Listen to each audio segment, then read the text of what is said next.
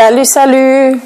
Tout le plaisir est le mien de pouvoir vous rencontrer ce soir ou bien de m'entretenir avec vous au sujet du témoignage promis. Comme je vous l'avais dit, je vais vous raconter quand est-ce que tout commença avec le plus bel être qui puisse exister au monde, un être spécial, l'être que nous adorons, Jésus-Christ qui est venu jusqu'à nous. Tu peux avoir une des merveilleuses histoires, tu peux avoir des rencontres qui ont bouleversé ta vie, mais si ça se limite aux êtres humains, un être humain, il peut te décevoir, il peut t'abandonner, il peut arrêter de t'aimer, il peut mourir. Mais rencontrer celui-là qui a vaincu la mort, qui a traversé toutes les épreuves pour être éternellement près de toi et que tu vas rencontrer même après la mort, et ça c'est spécial.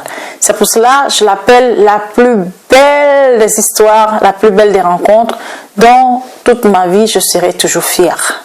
Tout a commencé un après-midi vers le 15 février, je me rappelle, dans les années 1989. En l'an 1989, c'était un jour unique, je ne l'oublierai pas. Alors, il est important de souligner, je viens d'une famille de 6 enfants dont je suis la deuxième. Mes parents, mon père et ma mère, nous venons tous du Cameroun et habitions dans une petite ville. Et nos parents nous avaient élevés dignement et nous avaient donné les qualités qu'il fallait, surtout avaient inculqué en nous l'éducation, la valeur de l'éducation, la valeur de la bonne éducation sur le plan social et comportemental. C'était vraiment le mérite de nos parents pour lesquels je suis très très reconnaissante jusqu'à la fin.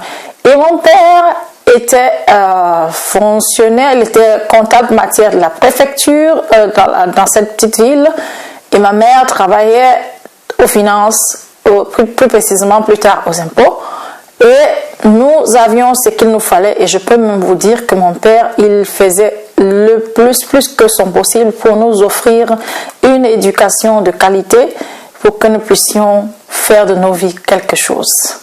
Un hommage à lui, je le remercie pour cela. Alors, nous qui étions gardés, quel était le rapport spirituel dans nos vies?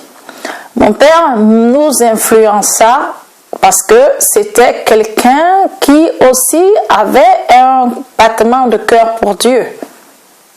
Son cœur battait aussi pour Dieu. Figurez-vous, quand nous étions petits, il nous faisait faire des prières matinales. Il lisait dans la Bible et priait avec nous. Malheureusement, c'était des prières préconçues ou bien toutes faites, ou bien les prières que lui, il adressait à Dieu que nous ne comprenions des fois pas.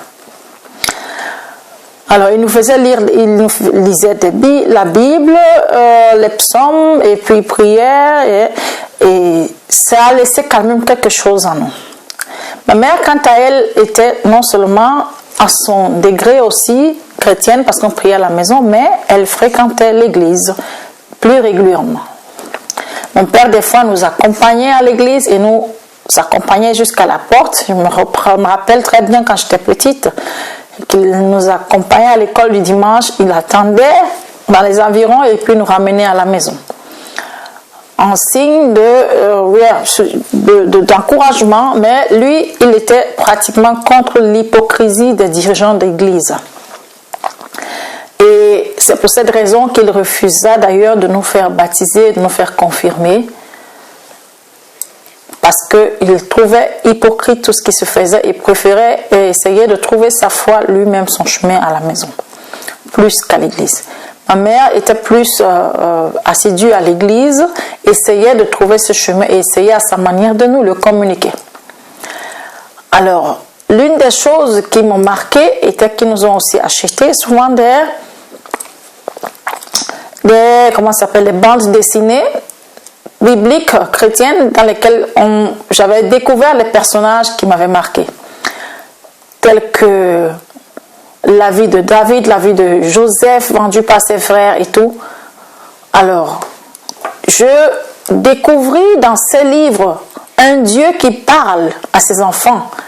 Et ce n'était pas ce que je vivais autour de moi, même pas dans l'église où je fréquentais. On racontait les histoires, mais qui n'avaient pas un rapport direct avec notre vie, telle que nous la menons au quotidien. J'essayais de regarder autour de moi où est-ce que je pouvais trouver un exemple de vie de Christ. Alors quand j'ai vu dans ces bandes dessinées que Dieu parlait, ma question était, est-ce un Dieu démodé, dépassé? Est-ce qu'il parle encore? C'était une question à laquelle ma mère ne pouvait pas répondre malgré sa bonne volonté. Alors, nous étions en train de tâtonner, tous à la recherche de quelque chose, d'une vérité. Mais je me rappelle que dans ma désobéissance enfantine, que ma mère me disait des fois, tu sais, un jour, nous apparaîtrons tous, nous comparaîtrons tous devant Dieu, et je crains que ton sac, ton fardeau de péché soit tellement lourd que tu n'arrives même pas à arriver auprès de Dieu malgré la petite distance. Alors j'imaginais dans ma tête d'enfant, je voyais cette petite distance. Elle me disait la distance pourrait être courte, mais il se peut que tu n'y arrives pas parce que le sac est lourd. Et je dis, mais qu'est-ce qu'il fait alourdir le sac? Elle dit, ce sont les péchés que tu commets chaque jour, les désobéissances, les entêtements et tout. Et j'étais entêtée, bien sûr, très entêtée.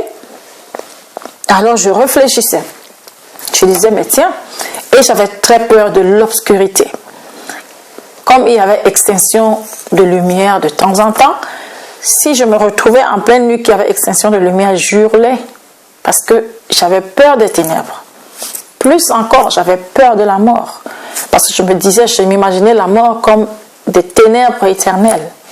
Alors, pire, si on me parlait d'enfer, je me disais, mais pour toujours, s'il y a une solution pour échapper à cet endroit, il faudrait que j'y mette du sien pour pouvoir trouver ce chemin. Mais où était ce chemin?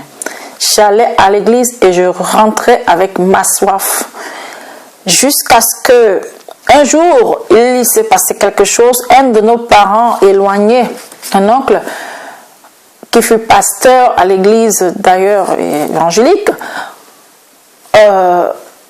se détourna à l'époque de la direction, comme on l'appelait, et se tourna vers un autre mouvement. Alors j'entendais dire dans la famille qu'il est devenu fou. Il est devenu fou. Et moi, dans ma tête de jeune enfant, je me disais, il est vraiment fou, qu'il marche nu, ou bien...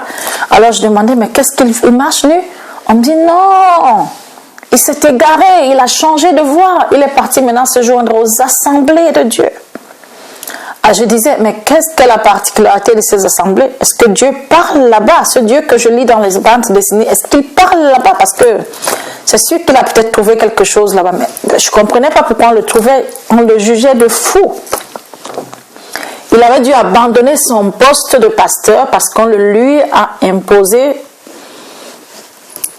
par intolérance qu'il ait eu des liens ou bien de la communion avec des gens de l'église réveillée.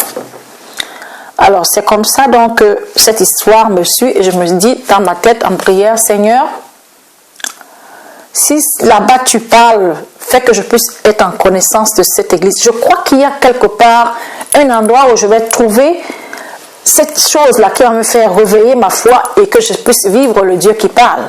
J'étais petite, mais j'avais cette soif que je pouvais trouver autre chose que la routine que je trouvais dans l'église, les mêmes choses routinières. Et voilà. C'est alors que l'année d'après, cela, je crois que 2 années sont écoulées, une église s'installa auprès de notre quartier. Puisque j'étais à l'internat, à partir de la 6e, j'ai fait l'internat. Je venais à la maison que lors des vacances de Pâques. C'est alors que ma mère me parla d'une église qui s'installa et qui était particulière. Je dis, mais qu'est-ce qui distingue cette église? Elle dit, ils parlent beaucoup de Dieu, ils chantent beaucoup, mais ce qui me touche, c'est que ce qu'ils font dans la Bible, ce qu'ils font de parler de Jésus, se trouve dans la Bible. Et ça, on ne le fait pas dans notre église, en nous, l'église protestante, on ne le fait pas. Eux, ils vont vraiment prêcher la parole de Dieu comme Jésus l'a dit. C'est déjà quelque chose qui me fait réfléchir, me disait-elle. Alors, sans plus tarder, je lui dis, moi, je vais y aller demain. Et ma sœur aussi, qui venait de l'internat d'une autre ville, vient aussi en vacances de Pâques et nous décidâmes tous d'y aller. Plus un jeune voisin qui était notre ami, pas loin, qui malheureusement est déjà décédé. Et nous décidâmes de pouvoir nous rendre à ce lieu de culte sans invitation. Nous arrivâmes vers 7 heures du matin, c'est le premier culte en retard d'ailleurs, et nous écoutons un message qui me bouleverse. Le pasteur ne nous a pas raté, ou bien le prédicateur. Alors, je me rappelle qu'il parlait d'un jeune homme dans Ecclésiaste 12. Mais souviens-toi de ton Créateur. Ecclésiaste dans la Bible, l'Ancien Testament. Souviens-toi de ton Créateur pendant les jours de ta jeunesse, avant que les jours mauvais arrivent et que les années s'approchent où tu diras « je n'y prends point plaisir ». Il insistait sur le fait de servir Dieu maintenant et de ne pas estimer qu'on est jeune et qu'il faut profiter de la vie. De quelle vie? Et continuant, selon le passage qui est dans 1 Jean 2, 15, 1 Jean 2, vers la fin de la Bible, tout près de l'Apocalypse, n'aimez point le monde, ni les choses qui sont dans le monde. Si quelqu'un aime le monde, l'amour du Père n'est point en lui. Car tout ce qui est dans le monde, la convoitise de la chair, la convoitise des yeux, l'orgueil de la vie ne vient point du Père, mais vient du monde. Et le monde passe, et sa convoitise aussi. Mais celui qui fait la volonté de Dieu demeure éternellement. Et c'est de ce dont j'avais besoin. Demeurer éternellement et pas avoir à mourir et porter un lourd fardeau qui me conduirait je ne sais où. Et continuant pour expliquer quelles étaient les œuvres du monde dans Galates 5:19. Or les œuvres de la chair sont manifestes, ce sont l'impudicité, l'impureté, la dissolution. Des jeunes filles, des jeunes femmes non mariées qui vivent en changeant de copain, tout ça, il a expliqué ce jour tout ce qu'il fallait. L'impureté, la dissolution, l'idolâtrie, la magie, les inimitiés, les querelles, les jalousies, les animosités, les disputes, les divisions, les sectes, l'envie, l'ivrognerie, les excès de table et les choses semblables. Je vous dis d'avance, comme je l'ai déjà dit, que ceux qui commettent de telles choses n'hériteront point le royaume de Dieu. Clair et net, n'hériteront point le royaume de Dieu. Mais le fruit de l'esprit, c'est l'amour, la paix, la patience, la bonté, la bénignité, la fidélité, la douceur, la tempérance. La loi n'est pas contre ces choses. Ceux qui sont à Jésus-Christ ont crucifié la chair avec ses passions et ses désirs. Si nous vivons par l'esprit, marchons aussi selon l'esprit. Fuis les passions de la jeunesse. C'est ce qu'il nous prêchait ce jour. Fuis les passions de la jeunesse. Alors, ce passage, c'était la première fois que je saisisse une interpellation de ce genre. À la fleur de l'âge, à 13 ans, 14 ans, quand on veut déjà s'intéresser, c'est l'âge de la puberté, on veut faire des essais, on veut découvrir la vie. Hein? Et c'est là qu'il fallait justement fuir les passions de la jeunesse, occupe-toi, sinon tu ne vas pas dans le royaume de Dieu. Et comme je voulais aller dans le royaume de Dieu, notre père, parce qu'il voulait tenir à nous voir réussir, nous avait mis à l'internat. Et à l'internat, je faisais une chose qu'il n'aimait pas. Je faisais de la danse, que j'aimais et je peux dire que j'adorais même. Et je le faisais bien. Alors c'était une sensation quand j'ai commencé la danse et que tout le monde disait, criait mon nom dans la foule. C'était un petit lycée de 1000 personnes, mais avec les soirées, c'était beaucoup. Alors, je disais non, je ne vais pas me séparer de ma vie de la danse, non. Et lui, il avait peur justement de ça. Alors notre point de conflit, c'était ce point, d'arrêter la danse. C'était un truc qui me faisait désobéissante. Je le faisais en cachette et je dansais, puisque j'étais à l'internat. Alors, quand je rentre à l'internat, on est nourri, on est tout. Mon père, quand même, parce qu'il nous aimait tellement, me rend visite toutes les semaines, tous les week-ends, et me laisse de l'argent, chaque fois de l'argent. De l'internat, on ne sortait pas. On avait à manger, on avait tout. Alors, j'avais toujours de l'argent en reste. Il m'est des fois arrivé de lui rendre cet argent. Et il était étonné. Il me disait, mais pourquoi tu me rends ça? Je dis, mais je n'en ai pas besoin. Alors, c'est là le marquant. Néanmoins, je restais têtue dans mes positions et je restais comme je suis. À l'internat, je ne supportais peut-être pas l'alimentation. Je ne sais pas trop ce qui se passait, mais j'étais tellement malade et très régulièrement malade. Mais ma maladie atteint son apogée, mon état de santé atteint son apogée grave quand je fus si malade qu'on appelait mes parents de venir me chercher. Quand ils m'amenèrent à l'hôpital, j'avais 3 heures pour vivre. Les gens de l'hôpital dirent à mes parents, votre fille a 3 heures pour vivre.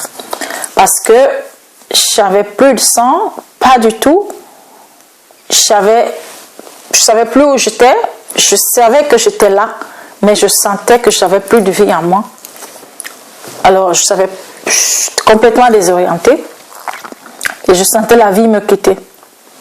À cet instant, j'ai compris, tes parents peuvent tout faire pour toi. Cela reste au niveau corporel, cela reste au niveau de l'âme pour ton bonheur, mais pour ton esprit, devant la mort, il n'y a personne d'autre que Dieu.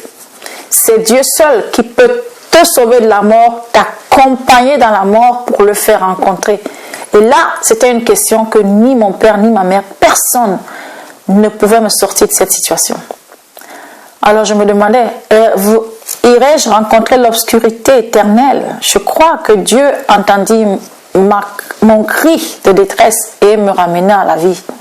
Ma mère put trouver comme une lionne, elle se battit et trouva du sang au milieu de cette nuit, dans cette petite ville où il n'y avait aucune poche de sang. Je repris la vie peu à peu et je compris que j'avais la chance de pouvoir rencontrer Dieu. Mais où le rencontrer réellement? Quand je saisis ce message dans cette petite église, je compris ce qu'il faut faire. J'ai décidé de suivre Jésus. Mais personne ne me demandait de m'engager, alors je rentrais chez moi et avec la décision ferme de repartir. Ma sœur repartit à l'internat dans sa ville et moi, étant dans la même ville que mes parents et à l'internat, j'avais encore un peu plus de temps, une semaine qui restait devant moi. Et je me décidais de repartir dans cette église quand mon père m'opposa un refus catégorique. Pas ici. Oublie cela, je te l'interdis formellement. J'avais alors à l'époque 14 ans. Alors, je repars à l'internat, déçu, pas fortifié par quelqu'un, seul avec ma foi et ma décision. Et j'essaie de me battre contre vent et marée pour pouvoir maintenir une foi que je n'ai pas pu maintenir. Elle s'est évanouie et je la sentais mourir. Parce que il me manquait ce qu'il fallait, il me manquait de la nourriture spirituelle, je savais comment faire. C'est alors que dans ma recherche permanente interne, je me décidais de me joindre à un groupe culturel. Le mercredi après-midi, il y avait les groupes culturels qui se réunissaient dans l'établissement. Mais il y avait un groupe biblique qui s'appelle Jebec. Je me joignais à ce groupe et au sortir de cette réunion, bon, c'était un peu pour moi, à peu près aussi la petite histoire de Jésus, bon, mais ça ne me bousculait pas. Alors, au sortir de cette réunion, une de mes copines qui m'accompagnait me dit, il y a un groupe là qui prie pour quelqu'un et les gens passent et se moquent d'eux. Mon cœur battit et je me dis, vas-y là-bas. On est sorti et on s'y est rendu et j'ai trouvé un petit groupe peut-être de 5 personnes qui priaient et qui parlaient, 5 élèves, qui parlaient à Dieu et qui l'appelaient papa. Ils avaient une foi fervente et ils accompagnaient un jeune à accepter Christ. Je savais que là était vraiment ma place. Alors je les suppliais, conduisez-moi s'il vous plaît, et pouvez-vous m'aider, pouvez-vous prier pour moi? Elles étaient étonnées, ils l'ont fait avec plaisir. Et puisque j'étais à l'internat, je disais, mais comment faire pour maintenir ma foi? Il me dit, lis ta Bible, lis ta Bible, lis ta Bible, n'arrête pas de la lire et nous nous verrons aussi pendant les récréations pour nous fortifier. C'était déjà parti. Je n'étais déjà plus seule et arrivé à l'internat, je lisais ma Bible et quand je trouvais un passage intéressant, alors je me tournais à gauche et à droite et je disais à quelqu'un, regarde ce que j'ai vu. Comme ça que dans ce zèle-là, je voulais communiquer quelque chose aux autres. Il s'est formé un petit groupe dans cet internat et je n'étais plus seule. Des gens aussi qui cherchaient et qui ont pu s'assembler avec moi.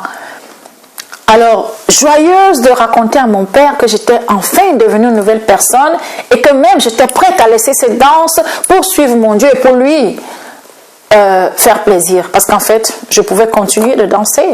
C'était un bon sport que j'aimais, mais pour lui montrer à quel point j'étais prête à être une enfant comme Dieu veut, comme obéir à ses parents, j'étais prête à lui obéir. Je lui dis, j'ai fait une merveilleuse rencontre, je veux suivre mon Dieu, maintenant tout a changé. Quelle était sa réaction? Je m'attendais à un sourire, à un cadeau.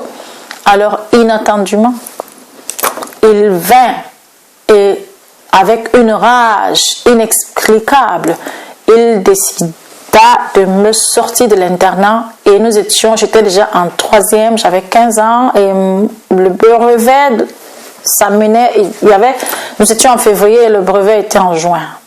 Alors je crois peut-être c'était en mars quand je lui ai écrit ça. Entre mars et juin, il ne restait pas beaucoup de temps pour qu'on écrive. Alors ce temps-là, mon père était devenu une autre personne. Enragé, décidé de me sortir de l'internat, c'était la guerre avec le proviseur de l'établissement qui lui a dit, nous avons besoin des performances, des résultats de cette fille et si vous tenez à la récupérer de l'internat, nous prenons l'engagement de la garder jusqu'à la fin de l'année. C'était le premier miracle. J'ai eu le droit de rester à l'internat jusqu'à la fin de l'année, à terminer mon examen de faire le brevet, mais mon père ne me rendit plus visite. Il fut en colère contre moi. J'étais ferme dans ma foi et à un moment donné, je me posais la question, après le brevet, quand serait-il? Où irais-je en temps de tel conflit avec mon père? Il vint me prendre à la fin de l'examen, le 3e jour, je crois, et n'attendit même pas la semaine qui passait pour pouvoir récupérer mes bulletins, non. Je fus transportée à la maison et enfermée comme une prisonnière. Mais j'avais ma Bible. Alors je la lisais et lui, ça l'énervait. Je ne pouvais pas échanger avec lui, c'était une guerre froide.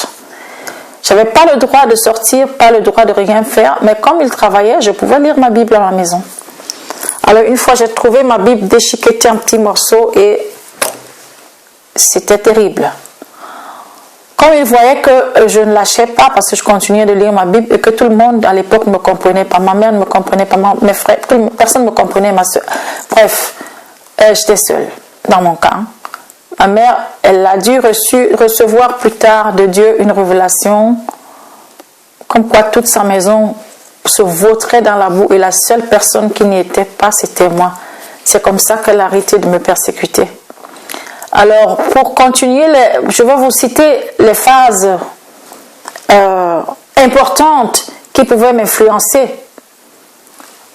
Je me suis retrouvée en situation où, une fois, toujours lors de ces menaces, mon père a convoqué les anciens de l'église et les gens un peu de personnalité respectable du quartier et on m'a placé à 15 ans au milieu de ces personnes-là pour me demander, tu peux décider entre ta religion et ton père. Alors, j'ai dit, je ne suis pas dans une religion, j'ai cru en Jésus-Christ. Alors, si vous reformulez la question, je pourrais répondre, mais tant que je ne suis pas dans une religion, pour mon âge, j'étais assez résolue, comme je le suis d'ailleurs, c'est ma nature, heureusement. Alors comme ça, ils se sont dit, mais tiens, elle nous oblige à reformuler la question. Ils ont reformulé la question en disant, donc tu veux choisir entre Jésus et ton Père. Je dis, mais vous êtes des anciennes d'église, vous ne pouvez pas me poser une question comme celle-là. J'aime Jésus, mais j'adore Jésus, mais j'aime mon Père. Je ne peux pas choisir entre les deux, mais je ne peux pas abandonner mon Dieu. Tu n'abandonnes pas. Je dis non. Alors ça voulait dire, tu es chassé de la maison, on ne s'occupe plus de toi. Ma mère se mit à pleurer. Les autres me condamnèrent. Les femmes me condamnèrent. Tous ceux qui me condamnaient me disaient, mais c'est pas possible, elle est devenue folle complètement. Et moi, je me demandais ce qu'ils avaient. Alors, j'étais fortifiée par la Bible qui m'encourageait à tenir ferme malgré les persécutions. Nous sommes rentrés à la maison. Au moment de rentrer à la maison, on se disait, voilà, elle s'est perdue, elle va partir. Je ne savais pas où aller. Je ne savais pas où aller. Alors que mon père décida de revenir et dire, non, bon, j'ai pris une autre décision, elle va rester à la maison, mais elle ne recevra aucun de mes services, plus rien. Mais elle n'a pas le droit de parler de sa religion. Elle peut faire ce qu'elle veut, je m'en fous, mais elle n'a pas le droit d'ouvrir la bouche chez moi. Et pour moi, c'était déjà un luxe d'avoir un toit, de pouvoir aller à l'église, de pouvoir aller, et ma mère me payait mes études, c'était déjà bien. J'étais contente. Et je pouvais voir ma famille. Mais j'étais punie les années qui suivaient. Il fallait que j'aille à pied jusqu'à l'école sous le soleil, que je revienne comme tous les autres. Mes privilèges étaient mis de côté. Mais je l'ai supporté avec joie pour le nom du Seigneur. Alors, les menaces qui m'ont marqué, c'était quand il a dit à la police, averti à la police qu'il allait me tuer. Et que la police ne s'étonne pas qu'il allait verser du sang. Il a d'ailleurs essayé, mais ça n'a pas donné. Et puis, quand la police m'a convoqué, j'avais déjà 16 ans, ou non pas encore, non, j'étais la même année de 15 ans. La police m'a convoqué pour me menacer et d'exil. Je ne savais même pas ce que ça veut dire exil, ils m'ont expliqué. Ils allaient m'envoyer dans une terre inconnue pour désobéissance où j'étais comme emprisonnée. Et si je tenais à cette voie, je dis, je tiens à rester avec mon Dieu. Je ne suis pas dans une voie autre chose. Ils m'ont dit, ils me mettaient sous observation et je m'attendais à tout chaque jour. Mais je savais que si la mort devait me prendre, je serais prête à mourir avec mon Dieu plutôt que de mourir avant sans Dieu, où personne d'autre ne pouvait me sauver. Je savais que là, la limite de mes parents était passée. Ma vie d'esprit était avec Dieu. C'était avec Dieu que j'avais à faire, parce que quand la vie et la mort, c'est avec Dieu. Après la mort, c'est avec Dieu qu'on a affaire, plus aux parents. Alors c'était un pas qu'il ne fallait pas céder. Alors c'est comme ça que je suis tenu bon juste dans ma foi. L'exil, les menaces d'exil, les coups de fouet, être chassé, privé de biens, pendant tout ce temps ne m'ont pas influencé.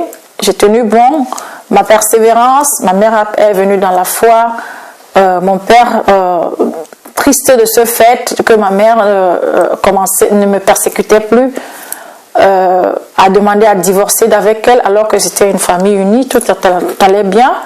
Alors on a été, toute la ville nous a traités de gens bêtes et fous et ingrats parce qu'on avait tout simplement décidé de tenir bon sur ces chemins. On ne voulait pas être mis de côté, mais on nous a mis de côté. Mon père avait fait construire des maisons. On avait 4 dans la concession et au village, on avait 5 en tout. Ma mère était obligée d'être chassée avec tous ses enfants quand ils ont décidé de suivre Jésus, de la maison, des maisons, alors qu'on aurait souhaité avoir même un petit toit. On nous a traités de bêtes, de fous, de nuls, ingrats. Et on a dû passer de loyer en loyer dans une misère pleine de joie. Parce que nous avions l'essentiel. Dans cette misère, nous avons appris à travailler au champ, chose qui n'était pas autorisée quand nous étions sous le toit de notre père, parce que c'était une basse besogne. Mon père ne l'autorisait pas de travailler au champ. Nous avons appris à travailler au champ, et c'est dans ces champs que j'ai reçu les meilleures inspirations des chants. C'est là que j'ai commencé à chanter face à cette belle nature. Et j'ai découvert un Dieu, une force pas possible. Et si je vous parle je suis devenue STF à un moment donné. J'ai passé une semaine, je suis rentrée un jour, avant que ma mère n'aille à l'église avec moi, je suis rentrée un jour, toujours à ses 15 ans, je suis rentrée un jour de l'église et j'avais trouvé ma valise ouverte. Mon père avait à l'époque fait construire un terrain de basket dans notre terrain pour amuser un peu les jeunes du coin. Et puisque notre maison elle était très accueillante, à chaque année on avait toujours des élèves venus d'autres familles qui avaient le privilège de pouvoir fréquenter, sauver leur année scolaire chez nous, nourrir, loger et tout. Les enfants d'autres familles d'ailleurs, dont mon père s'occupait, sauf de moi, à cause de Jésus-Christ. Alors ce jour, je rentre de l'église pour revenir à mon lycée. Je trouve toute ma valise secouée au milieu du terrain de volley, ce qui voudrait dire, cette fois-ci, tu n'as pas le droit de dormir là. Je ne peux pas vous dire combien de nuits j'ai passé dans un couloir de toilette, dans un coin de notre terrain, avec ma mère des fois. Je ne peux pas vous dire combien de fois on a passé la nuit à la Belle Étoile. Mais une chose m'a marqué, ce furent 2 semaines. Une semaine où je fus recueillie après que j'ai récupéré mes affaires et remis dans la valise. Il y a une jeune famille qui m'a reçu d'une sœur en Christ, avec des conditions très misérables, je peux le dire. Ils m'ont reçu avec joie pour cette semaine-là. Et ma mère a essayé de se battre pour que je revienne dans la maison la 2e semaine. Quand mon père l'a vu, il n'a pas supporté. Pris de colère, il nous a tous les deux mis à la porte. Et pendant 1 semaine, nous avons dormi sous l'avant-toit d'un de nos débarras. Mon père avait un magasin là où on stockait la nourriture. Mais nous n'avons pas le droit même de dormir dans ce magasin. Ça aurait été un luxe pour nous d'avoir au moins une porte fermée. Non, comme chez nous, il y avait toujours, ils faisaient construire permanemment, il y avait toujours un reste de matériel. Alors, sous cet avant-toit de ce magasin, 1,5 mètre comme ça, sous ce toit, il y avait des lattes dures, entassées. Et c'est sur cette latte dure que nous nous asseyions et passions 1 semaine. Ma mère eut l'idée d'acheter un seau de 5 litres d'eau et on allait puiser de l'eau dans une fontaine non loin. Il y avait encore les fontaines d'eau qui coulaient et on ramenait là un seau de 5 litres pour se doucher pendant qu'il faisait encore sombre et elle pouvait aller le matin au travail et moi je pouvais aller à l'école entourée de maisons qui étaient sa propriété. Nous avons supporté ces choses. Et j'arrivais en classe, à cette époque-là, j'étais déjà en terminale. Je me sens bien, oui, en terminale. Et j'arrivais en classe et je dormais, parce que je n'avais pas dormi la nuit. Dieu a permis que cette année-là, j'ai le bac, malgré que ce fut une année difficile et que je sois même parmi les meilleurs. N'est-ce pas un miracle? J'ai vécu miracle sur miracle. Et quand dans cette rébellion, mon père, dans cette angoisse, a décidé de se divorcer de ma mère qui était la plus douce et la plus soumise, si je peux le dire. Tout le monde nous a traités de fous, de bêtes. Avec l'aide de la police, nous avons été chassés de la maison. Tous mes frères, parce qu'on a commencé à prier avec eux, on est sortis de la maison avec l'aide de la police. Tous les 6 enfants, avec la mère, chassés de 4 maisons pour aller louer de lieu en lieu, des locations et petites locations comme ça, de rien du tout. Nous avons supporté cela. Nous avons vécu avec très peu, mais l'Éternel a pourvu à chaque fois que nous avions besoin de quelque chose et Dieu a été notre secours. Ce furent 11 années, si je peux dire en tout pour moi, de difficultés. L'université est arrivée, nous sommes revenus chez papa, nous sommes repartis. Et à l'heure actuelle, je vous parle, après tant d'années, mon père l'a reconnu en disant, nous sommes les enfants de Dieu. Et quand je viens lui rendre visite, lors de mes dernières visites, la dernière visite que je lui rendis venant de l'Allemagne, il me dit, il a vraiment reconnu, Dieu était notre Dieu, nous sommes les enfants de Dieu, m'a-t-il dit. Et c'est comme un cercle qui se refermait parce que ce jour-là, bien que j'étais déjà indépendante, j'étais déjà en Allemagne, je suis allée lui rendre visite, il a essayé de me payer le transport, retour, une façon de retrouver le passé pour me dire je suis encore là pour toi comme ton père. Et nous supplier en disant ce sont vos maisons, allez-y à Zeka, occupez-vous de vos maisons. Et puis moi je disais mais je vais là-bas, il n'y a personne là-bas. Il me disait mais il y a les maisons. Et bon, moi, lui il m'intéressait parce qu'il s'était installé au village, c'était pas la maison. Il disait occupez-vous des maisons, c'est pour vous, c'est pour qui d'autre? Ces années furent passées, mais il vit la main de Dieu ne pas abandonner. Et ce cercle se referma parce que c'est comme si tout se retrouvait, mais après beaucoup d'épreuves. La question est, pourquoi tant d'épreuves? Pourquoi y a-t-il eu ce chemin? C'est pour former ce caractère que personne, cette fois que personne ne m'arrachera plus jamais. Plus jamais, comme l'apôtre dit, ni la mort, ni la souffrance, ni la douleur, rien ne me séparera de l'amour de Jésus-Christ. Rien, plus rien. Parce que quand je parle de la provision du Seigneur, je sais de quoi je parle. Et aujourd'hui, après 31 ans, j'ai vu les promesses de Dieu. À l'époque, je voulais Dieu, je voulais le ciel, je m'en foutais de la terre.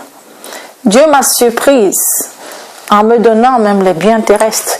C'était une surprise, auquel d'ailleurs je suis nullement attachée.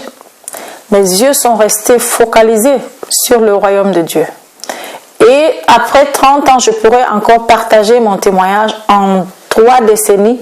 Et chacune des décennies a une histoire. Mais au bout de cette histoire, il me manquerait de temps. Au bout de chacune de ces décennies, de ces phases, c'est le même Dieu qui me montrait un autre regard de lui. Je n'ai pas terminé de faire sa connaissance, mais je peux vous dire, sa parole est oui et amen. Et quand je chante ce Dieu, je sais de quoi je parle. Et je peux voir à l'époque, quand nous étions errants et sans domicile fixe, et que malgré le fait que ma mère était propriétaire de 5 maisons qu'elle devait lâcher pour être en location, Dieu nous a redonné aujourd'hui d'être riches. Je veux dire, quand je dis riches, ces maisons, on s'en fout. Dieu nous a donné plus que cela. Aujourd'hui, dans la capitale, on s'est installé. On a une maison encore plus grande parce que Dieu l'a dit dans sa parole. Il l'a dit dans sa parole. Il vous donnera, et c'est ce que je voudrais ici souligner. Marc 10, 27 à 28 nous dit, les disciples, lorsqu'ils furent encore plus étonnés, et ils se dirent les uns aux autres. Je lis dans Marc 10, 27 à 28. Jésus les regarda et dit, cela est impossible aux hommes, mais non à Dieu, car tout est possible à Dieu. Pierre se mit à lui dire, voici, nous avons tout quitté et t'avons suivi. Jésus répondit, je vous le dis en vérité, il n'est personne qui ayant quitté à cause de moi et à cause de la bonne nouvelle, maison ou frère ou soeur ou mère ou son père ou ses enfants ou ses terres, ne reçoivent au centuple présentement dans ce siècle-ci des maisons, des frères, des sœurs, des mères, des enfants et des terres avec des persécutions et dans le siècle à venir la vie éternelle. Mon objectif c'est la vie éternelle, mais Dieu nous a comblés même sur le plan terrestre parce que sa parole l'a dit et sans faux. Parce que c'est une chose de dire que j'ai des maisons, mais c'est comment tu les as eues. C'est ça le plus déterminant. Nous avons vu la main de l'Éternel dans chaque phase. Hein? Aujourd'hui, c'est une de mes collègues allemandes qui est venue chez moi et m'a dit, mais tu as plein de toits, là tu as un toit, là tu as un toit, là tu as un toit, là tu as un toit. C'est là où je me suis rappelé de ce que Dieu a dit, vous recevrez dans ce siècle au centuple. Dieu est Dieu. Il faut le servir et j'attends ce retour. Il n'y a rien de plus beau que cela. Les détails d'autres histoires seront disponibles un de ces jours. Je vous remercie de votre attention. Jésus, il vaut la peine d'être connu. Que Dieu nous bénisse.